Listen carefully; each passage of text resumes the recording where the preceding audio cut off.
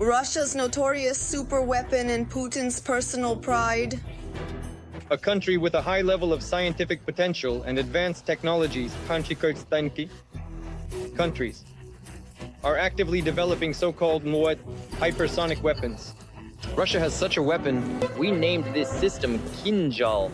The indestructible aeroballistic missile Kinzhal, which the occupiers were proud of, was worn down by the Ukrainian air defense.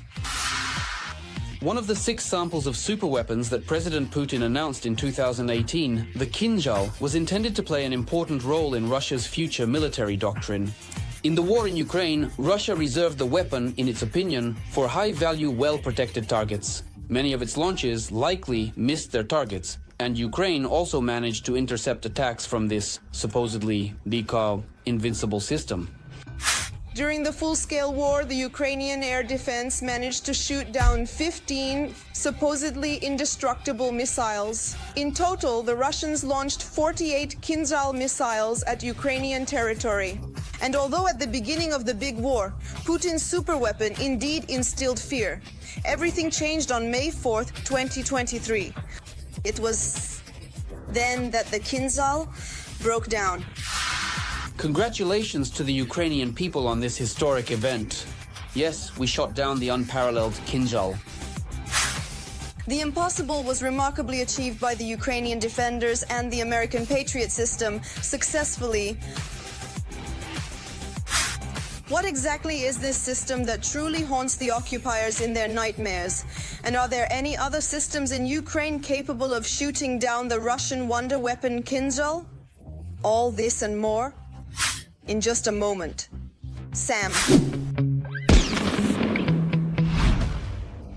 Patriot is the brainchild of the American company Raytheon. Its development initially began back in the far-off and distant year of 1963. The path to ultimately achieving the set goals was not short, as it was only 20 years later in 1982 that the system was adopted by the US Army. Despite its considerable age, the Patriot system remains one of the best examples of an anti-aircraft missile system in the world. This is evidenced in particular by the number of SAM operators. The Patriot is in service with several dozen countries, including NATO members, and the Patriot is not planning to retire anytime soon. All thanks to the dedicated, skilled, and innovative developers who continuously improve the SAM, and according to them, they have modernization plans for several decades ahead. The Patriot SAM system has undergone some form of modernization or upgrade almost every single year, improving its characteristics, main functional capabilities, and enhancing its overall performance, and so on. That is, in fact, as of today, the Patriot SAM system, in the configuration in which it is produced, is modern and meets all the requirements of modern warfare, all the challenges of modern warfare. The last major modernization, when the Patriot was almost completely redesigned, occurred in 2001. At that time, the SAM system was given a new primary task: to intercept ballistic missiles. For this purpose, a new missile, the PAC-3, was introduced into the system. Incidentally, the modernized Patriot is also called this, capable of destroying ballistic targets at a distance of up to 50 kilometers, with a maximum engagement altitude of 4 kilometers. It hits the missile with hyper precision, with surgical accuracy in one strike, and it doesn't have a warhead inside, no explosion. Well, it's just like, I don't know, it just hits the approaching missile with a steel ball. As for the number of ammunition loads for the PAC-3 modernization, it all depends on the type of missiles. There can be either 4 or 16.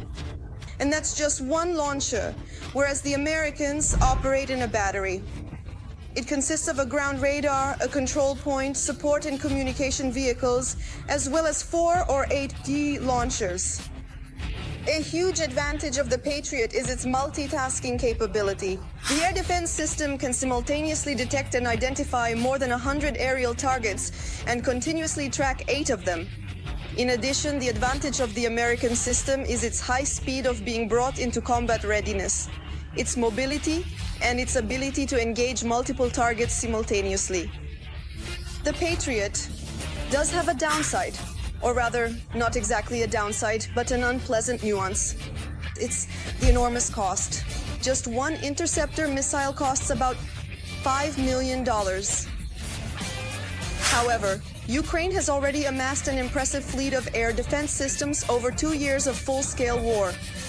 They have different ranges and different tasks. Among them, there are even several air defense systems capable of shooting down the Russian Kinzhal wonder weapon.